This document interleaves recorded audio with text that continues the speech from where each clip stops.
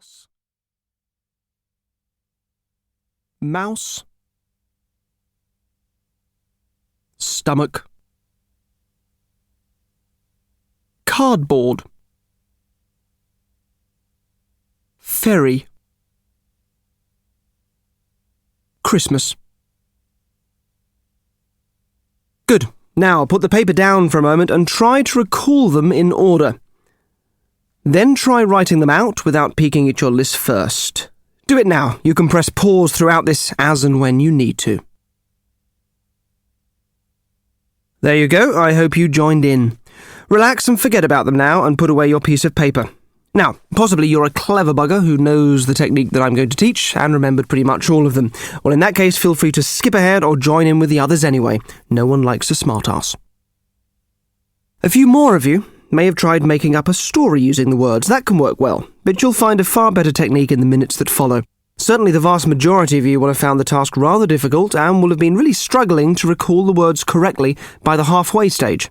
I know I told you to relax and forget about them, but now I'd like you to try and recall them again.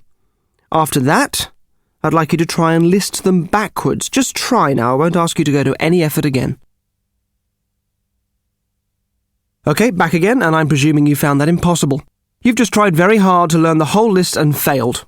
What you could remember was more difficult to recall a minute or so later, and backwards recitation was presumably out of the question. The following technique is simple and easy, and if you approach it with a spirit of playful curiosity, you'll be able to have someone write down a list like this, calling out the words as they go, and you won't need to try and learn anything because by the time they've finished, you'll have them all memorized. You can have them do the same with 50 words, which requires no extra effort on your part. You'll be able to recite the list backwards from memory as easily as forwards, and still remember the list forwards and backwards days afterwards.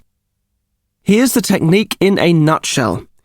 We're going to take each word and find a visual link with the word next to it. Not just any picture that happens to link them, but one that involves the following criteria. Number 1. The picture should be vivid. This means you need to take a moment to clearly see the picture in your head once you've decided upon it. Also, let yourself emotionally engage with it for a moment. If the picture is amusing, many of them will be, look at it and find it funny. If it's disgusting, actually find it repulsive. Some people don't think they can visualize anything and get very sweaty when asked to do anything like this. If you think you're one of those people, don't worry, there's no proper visualization involved. This is easy. Number 2. The elements of each picture should interact. Picturing A and B stood next to each other won't really do the trick. If A could be made of B, or if A could be forced into B, or if A could smack, bugger or dance with B, that's much better. 3. If you have to link man and mug, for example, you may be able to vividly imagine those two interacting, but the picture may be too normal, such as a man drinking from a mug.